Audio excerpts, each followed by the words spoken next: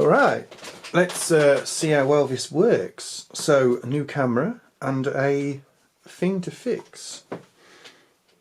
Yeah, this is an Apogee. It's a sound card.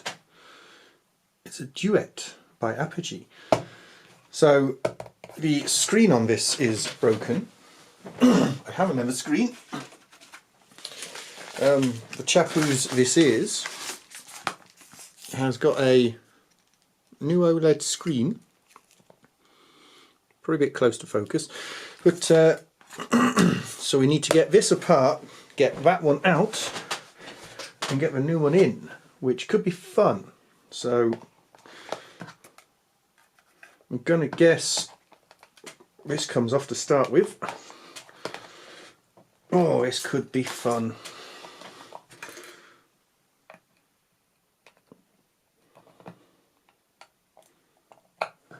That does not feel like it wants to come off.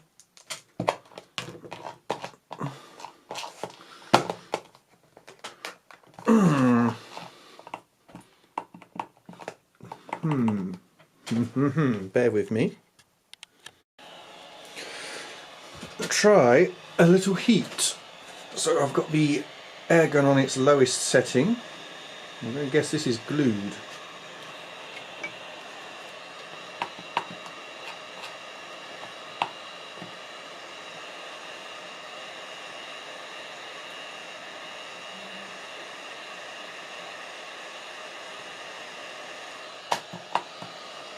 I suppose really I could get my thermal camera on that would help things, wouldn't it? Be able to see how hot it is without actually having to touch it. So I'm going to warm this up for a while and see how I get on. Could take a while. Well, that worked. Warmed it up a little bit, and it's a two-handed affair, but yeah, I think it's just a bit stuck, to be honest. Doesn't appear to be glued. Just a bit stuck. So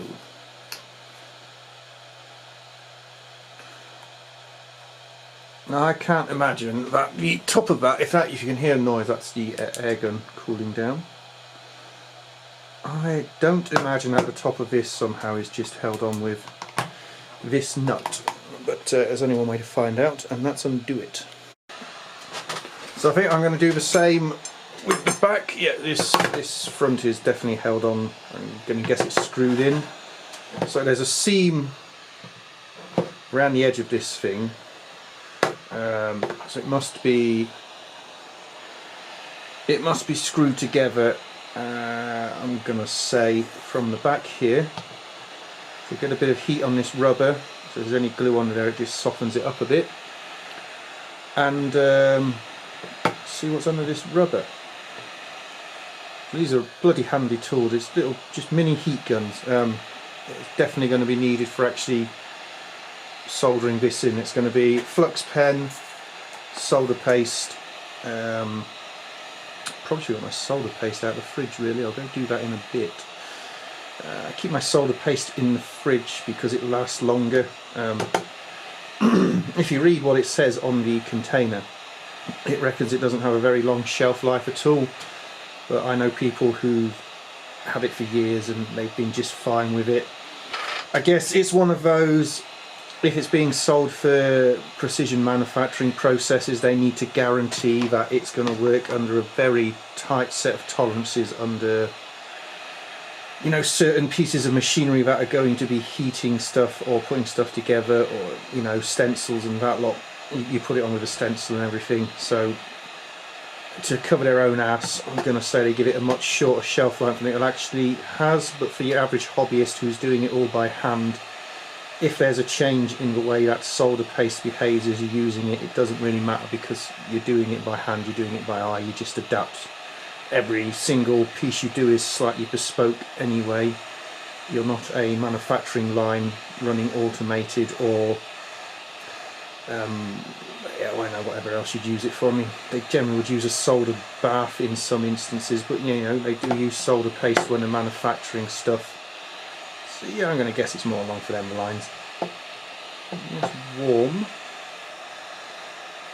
Probably get it a bit hotter than that. This is yeah, this is electronics really, just time. Just going round and round and round and round. Let's see.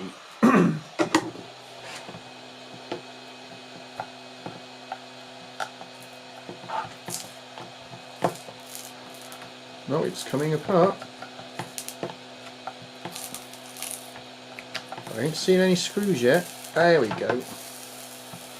Oh, do the slow pull, slow and sexy. Some people have a real fetish about the way you dismantle stuff. Well, that's that bit off. Time to unscrew it. The fits everything screwdriver, which doesn't fit this. There you go, doesn't fit everything. That's more like it.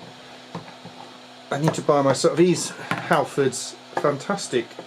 They might not be like the cheapest shop in the world, and they might not be the best quality stuff you can buy, but for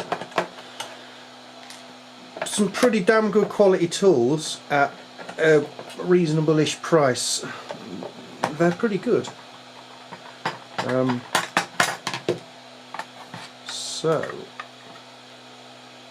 Ooh, okay.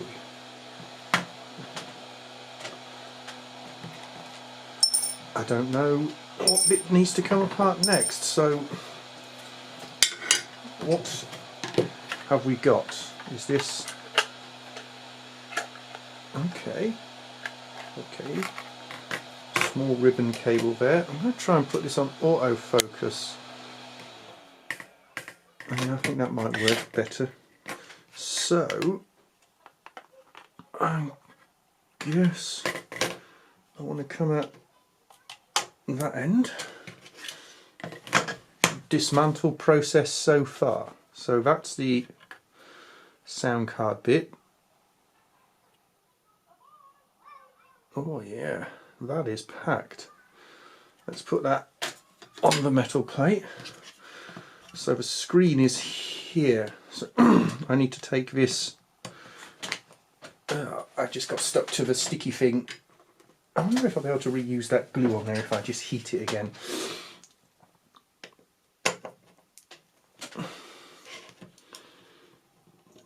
So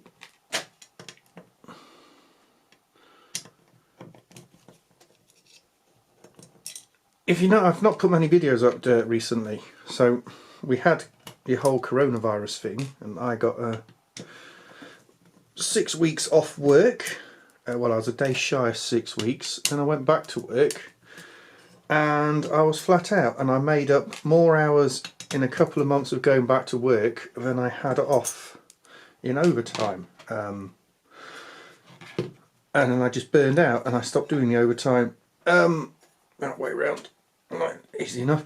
So yeah, whilst we was off, I planned to put some videos up, waiting on bits and bobs, like headphone amp I've been working on.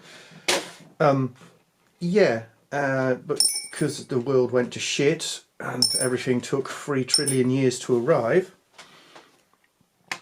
I didn't have the bits I needed here to make said videos, and then I went back to work and just didn't have the time. So yeah, you know, sod's law. Well, this doesn't even look like I have to do any soldering by the looks of it. That's a control board, so that is just a little... I might just have to zoom in on that and focus. So let's go down on that. Just let me refocus you. Oh yeah. So we have these incredibly teeny tiny micro clips, which should, I believe,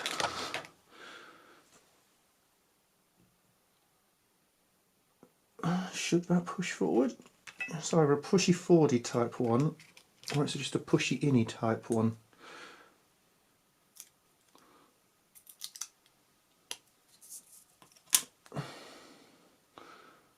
I think that really does look like it should move, but it didn't. So let me zoom back out. Probably there.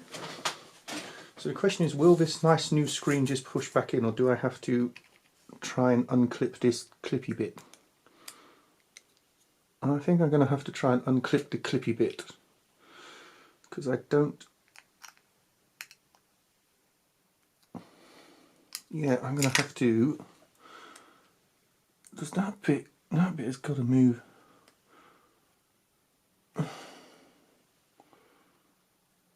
It is solid on there, whichever way it is meant to go. Look, I've put a dent in it with my nail trying to push it back. It doesn't want to move forwards either. Bear with me, I'll figure it out. I'll spare you the sorrow, not the sorrow, the pain of watching me try and figure that one out. Right, figured it out. It's this little bit at the back here, goes up and down. So, where's the focus on this? I don't know, there somewhere. So, yeah, let's zoom in on that. I can. So yeah, this little bit at the back here, it clicks up and it sort of opens it up. So that's where I was going wrong. It kind of looks like the white plastic bit should move. You know, normally you'd find one like this where the white bit goes up and the white bit goes down. But yeah, it does that. So, which way round did this go? Screen goes down, that bit was sitting up. So, this could be fun. It's still a stupidly small little connector to try and get in there. Especially so if you're doing it with a camera and a tripod. Nope, I'm going to have to stop you and do that off screen. Just like that. So, got protective film on there, so that sits like that. Could do with a little bit of foam on there. I have some sticky back foam, like some double-sided foam stuff. I shall just use... Oh, why does this want to be? I shall just use one part of the sticky back, slicing in my finger.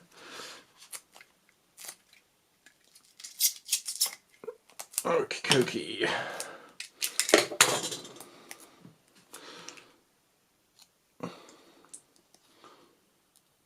Not nicest of, cleanest of, yeah, you know what I mean. So that's that bit. Let's clean that out. So take the screen protector off. There you go, if you like that kind of thing. That goes in there. That goes in there at some weird angle.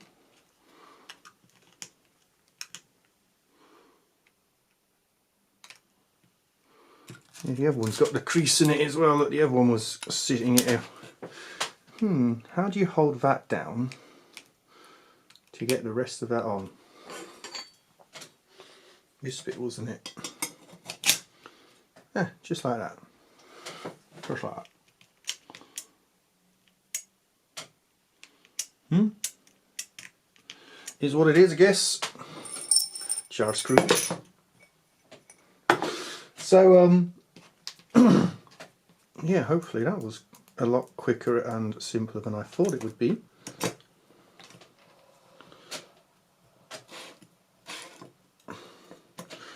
If you're ever putting anything like this together, and I see it happen so often, when you're putting screws in and you say got multiple screws, so many people will put the first one in, do it up, and then they'll be like, you know, they'll be slightly offline on the other ones, or you might get 2 or 3 in and do them up, and then the others are really offline because you're putting torsional stresses on things, or you know, you're putting stress on the actual thing. It could be like just a plastic body it screws into and it bends slightly out of shape. Always put all the screws in, then go round and tighten them up. And like metal objects like this with a fine thread, turn it anti-clockwise first. You'll feel it drop in, then go. So many people again will just start turning it clockwise. Generally not too much a problem with metal threads, but definitely with plastic threads. Wait, behave. Yeah, because again, you can just end up either cross-threading it or just starting to cut your own thread, and yeah, you don't want to do that. The screws will chew up, the threads in the case will chew up, bits of metal will go everywhere, and it's just not good all round. So yeah, in first, tighten second. So see this bit now, I want to come up.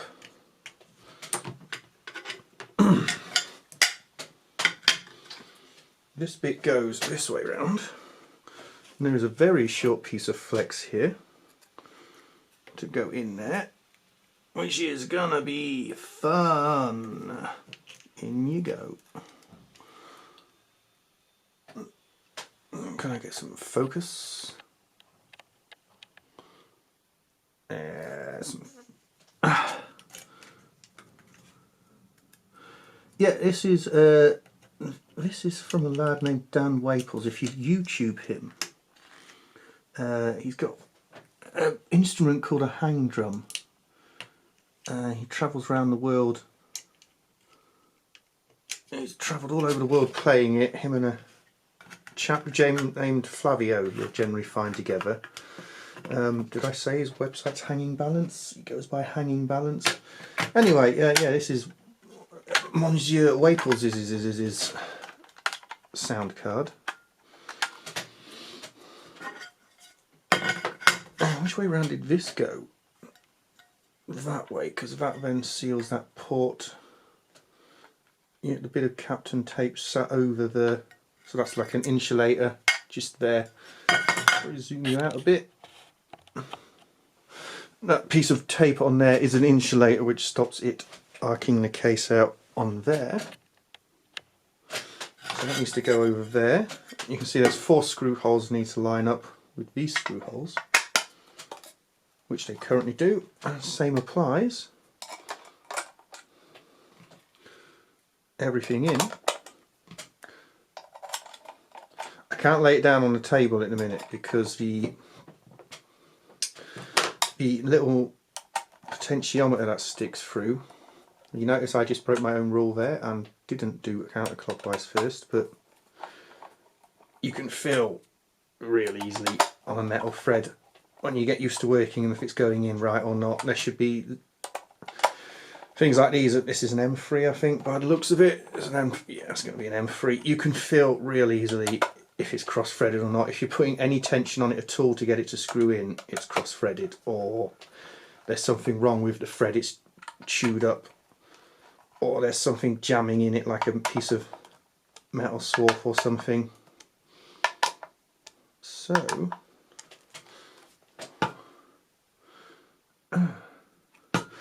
DC voltage of unknown voltageness. Let me see if I can find something to plug into that.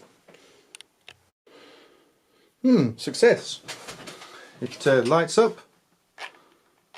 There you go. It's got one of those weird USB ports on it. If I turn this off, it's that weird one. It's not the big one like you find on old printers and stuff. And it's not like a USB 2 mini or micro. I think that's just like is that USB 2? Was USB, you get like the bigger one, which everyone has loads of.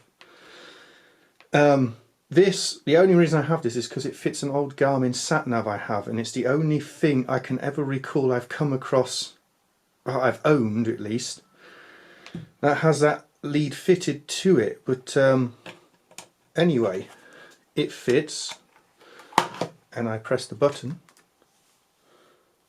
and it boots up. So there you go. It was an easy enough fix. Are these buttons? Meters? I have no idea. Oh, there you are. So yeah, there you go. That's the, I've just got to put the back back on it and put the knob back on it. Job done. Easier fix than I thought it would be. Looking at that, I thought I was going to have to, it was going to be like a soldered on jobby, but it wasn't. And yeah, and the reason this stopped working is the screen is all cracked and broken. So yeah, anyway, that's it. So yeah, finally after all this time, another video. I've got a new camera. I've actually got it for some other projects I'm working on, more filming wise, rather than this. But seeing as I just have it here today, I thought I'd just try it out on the bench. It's just using its internal mic at the minute. And yeah, in its intended, well, not its intended application, in its probably more used application, it's actually going to be plugged in via HDMI to a multi-input camera switching box, rather than recording onto its internal memory card. However, I thought I'd give it a whirl, and I have. And if you've watched this, as always, thanks for watching, and catch you again. Oh, and don't forget to look at Waples' channel, because he loves to have people watch his channel, just because he's like that. And you should love watching his channel. So yeah, cheers.